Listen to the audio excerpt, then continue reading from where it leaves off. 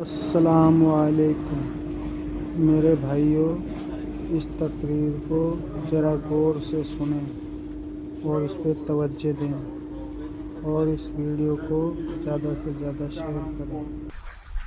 قیامت کا دن اتنا خطرناک ہوگا کہ میرے پیارے آقا صلی اللہ تعالی علیہ وسلم کے پیارے دیوانوں، رسول اعظم صلی اللہ تعالی علیہ وسلم ان آیتوں کو جب سنتے جن آیتوں میں قیامت کا تذکرہ ہوتا تو آقا کریم صلی اللہ علیہ وسلم فرماتے ہیں ان صورتوں نے مجھے بوڑھا کر دیا۔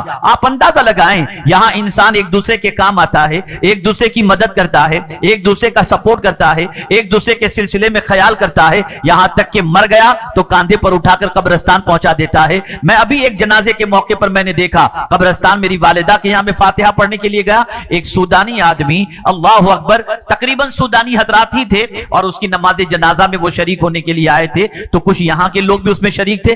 پتہ چلا مسلمان کہیں بھی مرتا ہو کوئی نہ کوئی اس کو کاندھا دینے والا مل جاتا ہے، قبر تک پہنچانے والا مل جاتا ہے، غسل دینے والا مل جاتا ہے۔ اسی طریقے سے ہر پریشانی کے لیے کوئی نہ کوئی آ جاتا ہے، لیکن جب میں قیامت کے حوالے سے سوچتا ہوں تو میری عقل دنگ رہ جاتی ہے۔ اللہ اکبر، قیامت میں کوئی کسی کا پرسان حال نہ ہوگا۔ اللہ اللہ، لکل امرئ یومئذ شان یغنی او کما قال، قیامت کے دن سچویشن یہ ہوگی، ہر ایک دوسرے سے بے نیاز ہوگا، کسی کو کسی کی فکر نہیں ہوگی، کوئی ڈوب رہا ہے، کوئی پریشان ہے، کوئی غموں اور آلام کے اندر گرفتار ہے، اپنے پسینے میں ڈوب رہا ہے۔ قیامت میں کوئی کسی کو نہیں پوچھے گا، نہ کسی کی طرف توجہ دے گا، یہاں تک کہ اللہ عز و جل ارشاد فرماتا ہے یوم یفر المرء من اخی، بھائی سے بھاگے گا، کوئی ایک دوسرے کی پہچان وہاں پر نہیں کرے گا، کوئی ایک دوسرے کو نہیں پہچانے گا، ہر کوئی ایک دوسرے سے بھاگ رہا ہوگا۔ بیٹا باپ سے بھاگ رہا ہے، ماں بیٹے سے بھاگ رہی ہے، شوہر بیوی سے بھاگ رہا ہے، کوئی کسی کو پہچاننے کے لیے وہاں تیار نہیں ہوگا۔ حالت یہ ہوگی، آدمی قیامت کے دن اپنے پسینے میں ڈوب رہا ہوگا اور سچویشن اتنی خراب ہوگی کہ العیاذ باللہ۔ میرے پیارے آقا صلی اللہ تعالی علیہ وسلم کے پیارے دیوانوں، اب میں آپ سے ایک سوال پوچھنا چاہتا ہوں۔ آپ نے زمین کے اوپر اپنے بچوں کی پریشانی کا انتظام کیا، آپ نے زمین کے اوپر اپنے بچوں کے مستقبل کی تابناکی کا انتظام کیا، آپ نے زمین کے اوپر اپنی پریشانیوں کے حل کا انتظام کیا۔ کبھی آپ کے ذہن میں یہ بات بھی آئی کہ قیامت کے دن جب بھائی کے کام نہیں آئے گا، باپ بیٹے کے کام نہیں آئے گا، بیوی شوہر کے کام نہیں آئے گی، وہاں کے لیے ہم نے کیا انتظام کیا، وہاں کی تکلیف کے بارے میں ہم نے کیا سوچا، وہاں کی تکلیف کو دور کرنے کے بارے میں ہمارے پاس کیا پلان ہے؟ تو ہمارا حال تو یہ ہے کہ قیامت کا خیال ہی نہیں آتا، مرنے کا تصور ہی نکل گیا، اللہ کی بارگاہ میں حاضر ہونے کا تصور دل و دماغ سے اتنا اوجھل ہو گیا کہ ہم صبح اٹھتے ہیں تو زمین کے اوپر کی فکر، زمین کے اوپر زندگی گزارنے کا منصوبہ، کس طریقے سے مستقبل بہتر بنے، اسی کی فکر ہے۔ ہم جتنا سوچتے ہیں زمین کے بارے میں سوچتے ہیں، اب اگر کسی نے ہمارے سامنے موت کا تذکرہ بھی کر دیا تو ہم کہتے ہیں یار تھوڑا سا پلیز ہم کو ہمارے اوپر کرم کرو۔ عجیب سچویشن ہے، ہم مرنا نہیں چاہتے، ہم اللہ کی بارگاہ میں حاضر ہونے کے تصور سے بالکل غافل ہو چکے ہیں۔ لیکن یاد رکھو، ہزار غفلت تمہارے اوپر طاری ہو، لیکن یہ بات اپنی جگہ پر مسلم ہے کہ یہاں مستقل رہنے کے لیے نہیں آئے، یہاں سے جانا ہے، جب وقت مقرر ہوگا جانا ہے۔ وجاءت سکرۃ الموت بالحق، اور یہ بھی فرما دیا گیا کہ موت کی سکرات حق ہے، موت کی تکلیف حق ہے۔ اللہ اکبر، ہر انسان پر موت کے وقت ایک عجیب کیفیت ہوتی ہے۔ میں آپ کو بتاؤں، ایسی سچویشن کہ جب انسان موت کی وادیوں سے گزرنے کے لیے تیار ہو اور اس کے بعد میدان محشر کے اندر جب کوئی کسی کا پرسان حال نہ ہو، ایسے موقع پر اللہ کی بارگاہ کے اندر اور قبر کی تاریک وادی میں اور موت کے بھیانک چہرے کے موقع پر کون سی چیز ہے جو ہماری مصیبت کو دور کرے گی، ہماری تکلیف کو دور کرے گی؟ غالباً حضرت امام احمد ابن حنبل رضی اللہ تعالیٰ عنہ سے متعلق یہ واقعہ موجود ہے۔ اللہ اکبر،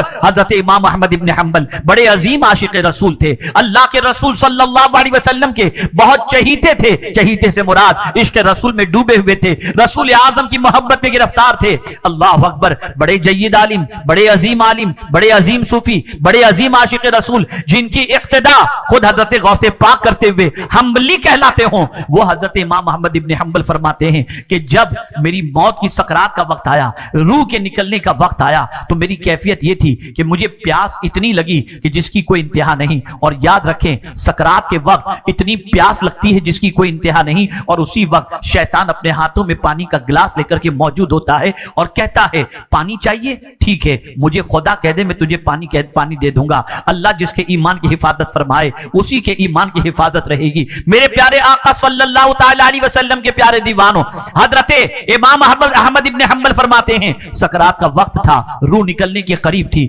شدت پیاس سے پریشان تھا۔ آپ کو ایک چھوٹی سی بات اور بتا دوں، جو لوگ نماز قضا کرتے ہیں نا، جان بوجھ کر غور سے سنو، جب سکرات کا وقت ہوگا نا تو بے نمازی کو سارے سمندر کا پانی پلا دیا جائے تب بھی اس کی پیاس نہیں بجھے گی۔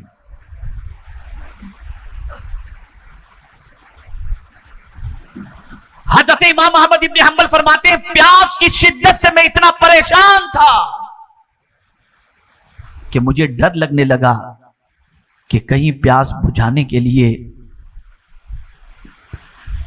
میں اس کو خدا نہ کہہ بیٹھوں۔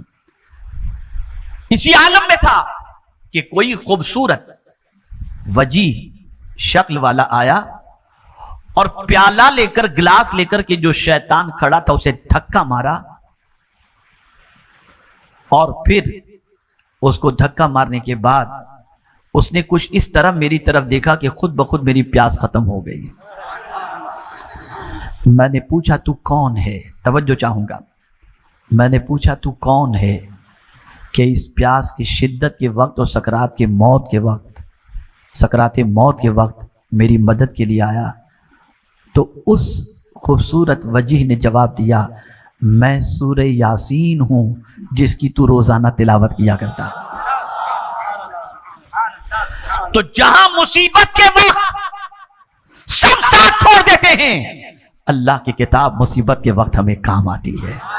اے رسول گرامی وقار صلی اللہ تعالی علیہ وسلم کے پیارے دیوانوں، بڑا بھیانک دن ہے قیامت کا۔ اللہ اکبر، قیامت کے تصور سے انسان لرز جاتا ہے۔ آپ قرآن مقدس میں قیامت کے حوالے سے پڑھیے تو آپ کو پتا چلے گا۔ اللہ اکبر، میرے پیارے آقا صلی اللہ تعالی علیہ وسلم کے پیارے دیوانوں، رسول گرامی وقار صلی اللہ علیہ وسلم کے صحابی سیدنا صدیق اکبر رضی اللہ المولا تبارک و تعالی عنہ قیامت کے تصور کو سامنے رکھتے ہوئے ارشاد فرماتے ہیں کاش میں کوئی چڑیا ہوتا کہ لوگ مجھے کاٹ کر کھا جاتے اور قیامت کے دن مجھے اللہ کی بارگاہ میں حساب دینے کے لیے کھڑے ہونے کی ضرورت نہ پیش آتی۔ یہ قیامت۔ آج سچویشن ایسی ہو گئی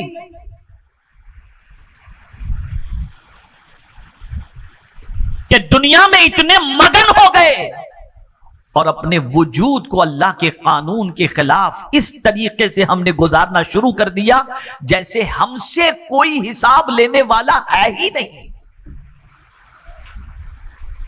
مالک یوم الدین، قیامت کے دن کا مالک اللہ ہے۔ وہاں حساب ہوگا، پل پل کا حساب ہوگا۔ قیامت اسی لیے قائم کی جائے گی تاکہ بندوں کو اس کے اعمال کی جزا یا سزا اسے دے دی جائے۔ اے رسول گرامی وقار صلی اللہ علیہ وسلم کے دیوانوں، قیامت کے دن کے حوالے سے حدیث مبارکہ میں فزع اکبر کا لفظ آیا ہے۔ آپ ذرا سوچو، بظاہر آپ کو یہ نظر آ رہا ہوگا کہ 11 بچے حافظ قرآن ہوئے، یہ چھوٹی سی عمارت جہاں پر بچے زیور علم سے آراستہ ہوتے ہیں، یہ کوئی عالیشان ہاسٹل نہیں، یہاں کوئی بڑے گھرانے کے بچے نہیں پڑھتے، غربت کی چکی میں پیسے جانے والے بہت سارے بچے یہاں آ کر زیور علم سے آراستہ ہو کر قرآن سیکھتے ہیں۔ لیکن آپ جانتے ہیں کیا چیز سیکھتے ہیں؟ کبھی آپ نے سوچا؟ یہ وہ کتاب سیکھ رہے ہیں جب کوئی کام نہیں آئے گا تو یہی کتاب قیامت کے دن کام آئے گی۔ آئیے میں ایک حدیث آپ کی سماعتوں کے حوالے کروں اور پھر میں اپنی گفتگو کو ختم کروں، اس لیے کہ میں زیادہ وقت لینا بھی نہیں چاہتا، تھکا ہوا بھی ہوں، اور ساتھ ہی ساتھ کچھ ماحول مجھے آج تھوڑا سا ڈسٹ وغیرہ اور دھواں وغیرہ کچھ زیادہ یہاں پر آ رہا ہے، تو بہرحال ایک مرتبہ درود شریف پڑھ لیں۔ اللہم صلی علی سیدنا و مولانا محمد معدن الجود والکرم وآلہ وصحبہ وبارک وسلم صلاۃ و سلام علیک یا سیدی یا رسول اللہ صلی اللہ تعالی علیہ وسلم. 2-3 آیتیں میں پیش کروں قیامت کے حوالے سے. چلیے اب گفتگو شروع ہو گئی ہے تو بتاتا ہوا چلو. قیامت میں اعمال نامہ دیا جائے گا. جو کچھ ہم نے کیا ہے نا دنیا میں سب نوٹ ہو رہا ہے. ایک ایک چیز، ایک ایک لفظ. کرامن کاتبین، اللہ نے لکھنے والے فرشتے مقرر کیے ہیں، وہ نوٹ کرتے ہیں. ہمارا رجسٹر تیار ہو رہا ہے. قیامت میں ہمارا اعمال نامہ ہمارے حوالے کیا جائے گا. اب سنیے، اعمال نامہ کس ہاتھ میں دیا جائے گا تو بندہ کیا کہے گا. اب سنیے، قرآن کہتا ہے فَأَمَّا مَنْ أُوتِيَ كِتَابَهُ بِشِمَالِهِ فَيَقُولُ يَا لَيْتَنِي لَمْ أُوتَ كِتَابِيَهْ. اور جسے اس کا نام اعمال اس کے بائیں ہاتھ میں دیا جائے گا، بائیں ہاتھ میں، وہ کیا کہے گا؟ وہ کہے گا کاش مجھے میرا اعمال نامہ نہ دیا جاتا. اس لیے کہ بائیں ہاتھ میں اعمال نامہ دینا اس بات کی علامت ہے کہ وہ مارا گیا. اب اس کا ٹھکانہ اچھا نہیں ہے. اب اس کا ٹھکانہ اچھا نہیں. جس کے دفتر کے اندر، جس کے اعمال نامے کے اندر گناہوں کا اندراج ہوگا، بد کرداری لکھی ہوگی، برائیاں لکھی ہوں گی، اس کو اس کا اعمال نامہ سیدھے ہاتھ میں نہیں بائیں ہاتھ میں، الٹے ہاتھ میں دیا جائے گا، جسے دیکھ کر وہ کہے گا یا لیتنی لم اوت کتابیہ، کاش کہ مجھے میرا اعمال نامہ نہ دیا جاتا. اور آگے کیا کہے گا؟ وَلَمْ أَدْرِ مَا حِسَابِيَهْ، اور میں نہ جانتا میرا حساب کیا ہے. یا لیتہا کانت القاضیہ ما اغنا عنی مالیہ ہلک عنی سلطانیہ. اللہ اکبر. قرآن کہتا ہے کہ وہ بندہ کہے گا ہائے کاش موت ہی قصہ ختم کر دیتی، میرا مال مجھے کام نہ آیا اور میرا سارا زور جاتا رہا. بہت مال میں نے کمایا لیکن یہ میرا مال بھی قیامت کی تکلیف سے مجھے بچا نہ سکا. اور میں سمجھ رہا تھا میں بہت طاقتور ہوں، لیکن قرآن کہہ رہا ہے کہ کل قیامت کے دن اس کا زور بھی اسے کام نہیں آئے گا. یہ اللہ کی کتاب کہہ رہی ہے. میرے پیارے آقا صلی اللہ تعالی علیہ وسلم کے پیارے دیوانوں، ماؤں کا حال کیا ہوگا، عورتوں کا حال کیا ہوگا؟ تو قرآن کہتا ہے یوم تذہل کل مرضعۃ عما ارضعت، جس دن ہر دودھ پلاتی ماں اپنے بچے سے غافل ہوگی. وہ ماں جو پیدا ہونے والے بچے کو دودھ پلا کر کے بڑا کرتی ہے، سینے سے چپٹا کر رکھتی ہے، وہ ماں کل بروز قیامت اپنے بچے سے غافل ہوگی. کہاں پڑا ہے، کہاں مرا ہے، کیا حال ہے اسے. یہ قیامت کا دن ہوگا. یہ قیامت کا دن. تم سیریلوں پر بھروسہ کرتے ہو، یوٹیوب پر بھروسہ کرتے ہو، نیوز پر بھروسہ کرتے ہو، اخبار پر بھروسہ کرتے ہو، پیشن گوئی کرنے والوں کی باتوں پر بھروسہ کر کے اپنے آپ کو الرٹ کر لیتے ہو. لیکن افسوس کی بات ہے یہ اس کا کلام ہے جس کا کلام سچا، جو خود بھی سچا، جس کا کلام بھی سچا اور جس کے حبیب بھی سچے. جو فرما دیا وہ حق ہے، جو فرما دیا وہ پرفیکٹ ہے، وہی ہوگا جیسا میرے رب نے فرمایا ہے. یہ قیامت کی مختصر سچویشن میں نے آپ کے سامنے پیش کی. اب آئیے، اب اس قیامت کے دن جب ایسی سچویشن ہوگی، ماں اپنے بچے سے غافل ہوگی، بھائی بھائی سے بھاگ رہا ہوگا، کوئی کسی کا پرسان حال نہ ہوگا، اور انسان قیامت کے دن کہے گا میں بھاگ کر کے کہاں جاؤں، کوئی جگہ بھی پناہ کی نہیں ہوگی. اس زمانے کے اندر، اس قیامت کے دن کیا چیز کام آئے گی؟ اس قیامت کے دن جہاں کوئی کسی کا پرسان حال نہ ہوگا، کون سی چیز ہے جو قیامت کے دن بندے کی دستگیری کرے گی؟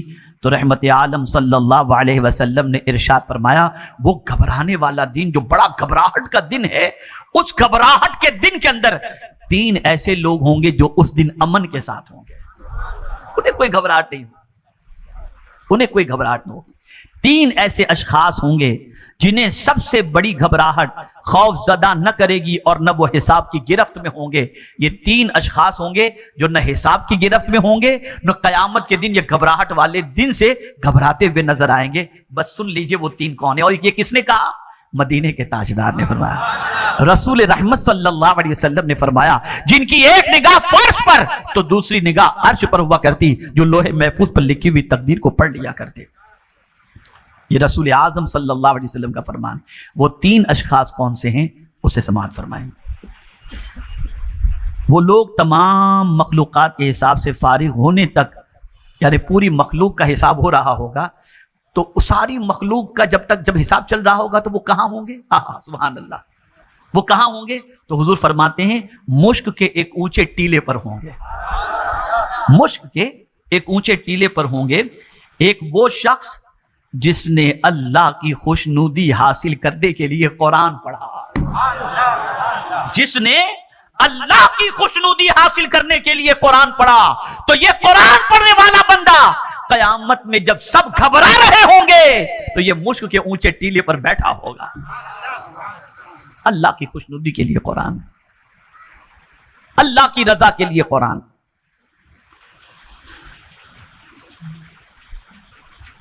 اور اس سے لوگوں کی امامت اس طرح کی کہ وہ اس سے خوش رہے، یعنی یہ قرآن جو پڑھتا تھا اللہ کی خوشنودی کے لیے، ساتھ میں وہ امامت بھی کرتا تھا، یعنی ایسا ہے کہ امامت کرنے والا بھی ہے، خوشنودی کے لیے اللہ کا قرآن بھی پڑھتا، اللہ کی کتاب بھی پڑھتا، اور سمجھ لیجئے کہ اگر وہ امام بھی ہے تو امام ایسا ہے کہ مقتدی اس سے خوش ہیں، ایسا امام کہ مقتدی اس سے خوش ہیں۔ تو وہ مشک کے ٹیلے پر اس وقت تک جب تک کہ ساری مخلوق کا حساب نہ ہوگا اور ساری مخلوق گھبراہٹ کے اندر ہوگی، وہ مشک کے ٹیلے پر کھڑے ہو کر خوشبو کے مزے لوٹ رہا ہوگا۔ دوسرا، تبلیغ کرنے والا جو اللہ کی رضا حاصل کرنے کے لیے نماز کے لیے بلائے، سنی شرط ہے جی، اس کو ذہن میں رکھیں، عاشق رسول ہونا شرط ہے، ایمان کے بغیر کچھ بھی نہیں، ورنہ آپ سوچیں گے کہ وہ سب جو بلاتے ہیں سب نہیں، پہلے عشق، ایمان مقدم ہے۔ کسی کو نماز کے لیے آپ نے بلایا ہے؟ ارے میاں حال تو یہ ہے کہ اپنے بچوں کو بھی نماز کے لیے آپ تو نہیں بلاتے، دوسروں کو تو چھوڑیے۔ لیکن اگر کوئی شخص نماز کا پابند بھی ہے اور نماز کے لیے لوگوں کو بلا رہا ہے تو قیامت کے دن مولا اسے مشک کے ٹیلے پر جگہ عطا فرمائے گا، اور وہ بندہ اس گھبراہٹ والے دن میں بھی مطمئن اور پرسکون ہوگا۔ یہ دوسرا شخص۔ اور تیسرا شخص جس نے اپنے اور اپنے رب کے درمیان اور اپنے غلاموں کے درمیان عمدہ معاملہ کیا۔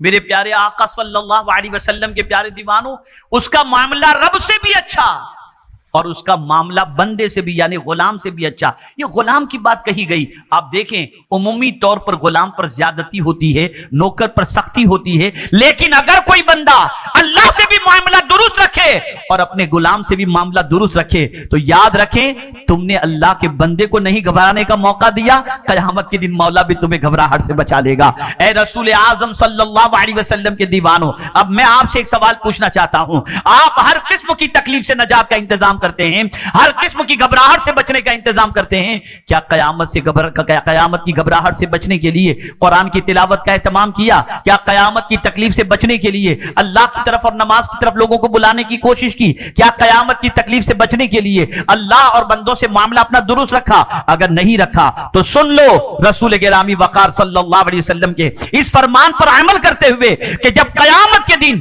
سب کے دل باہر نکل رہے ہوں گے، گھبراہٹ کے شکار ہوں گے، تو اللہ کی خوشنودی کے لیے جس نے قرآن پڑھا ہوگا وہ مشک کے ٹیلے پر ہوگا۔ اے رسول رحمت صلی اللہ تعالی علیہ وسلم کے دیوانوں، اب آپ کی سمجھ میں بات آ گئی ہوگی کہ ہم کیوں اسکول اسلامی قائم کرتے ہیں، ہم کیوں دارالعلوم قائم کرتے ہیں۔ ہم اسی لیے قائم کرتے ہیں تاکہ یہاں سے نکلنے والا بچہ قرآن کی تلاوت کا عادی بن کے خود بھی قیامت کی تکلیف سے بچے اور معاشرے کو بھی قیامت کی تکلیف سے بچانے کی کوشش کرے۔ دارالعلوم اشرفیہ رزاقیہ یہ بہت پرانا ادارہ ہے اور مجھے بھی کچھ دنوں تک یہاں پڑھنے کا موقع ملا ہے۔ یہاں قاری محمد یوسف صاحب علیہ رحمہ ہوا کرتے تھے، غالباً پیر عبدالغفور شاہ مسجد، شاید میرا خیال ہے، مجھے یاد نہیں آ رہا ہے، مرشد مسجد، وہاں کے امام تھے اور وہ یہاں پڑھاتے تھے۔ تب میں کچھ دنوں کے لیے یہاں پڑھنے کے لیے آیا تھا اور زندگی کی پہلی تراویح بھی جو میں نے سنائی وہ بھیونڈی ہی میں نے سنائی تھی۔ تو یہاں سے بڑا گہرا تعلق ہے اور آنا جانا ہے. آپ مجھے جانتے ہیں، میں آپ کو جانتا ہوں، اور مجھے خوشی ہے کہ اتنی بار آیا ہوں اور آ رہا ہوں، پھر بھی آپ آتے ہیں اور مجھے سننے کی کوشش کرتے ہیں. اللہ تعالیٰ آپ کی اس محبت کو سلامت رکھے. میرے پیارے آقا صلی اللہ علیہ وسلم کے پیارے دیوانوں، بس آخری بات عرض کر کے گفتگو ختم کرتا ہوں. عقل مند باپ وہ ہے جو اپنے بچے کی صرف دنیا کی نہیں آخرت کی بھی فکر کرے. اگر آپ نے صرف دنیا کی فکر کی تو آپ اچھے باپ نہیں ہیں. جملے پر توجہ چاہوں گا. اگر آپ نے اپنی اور اپنی اولاد کی صرف دنیا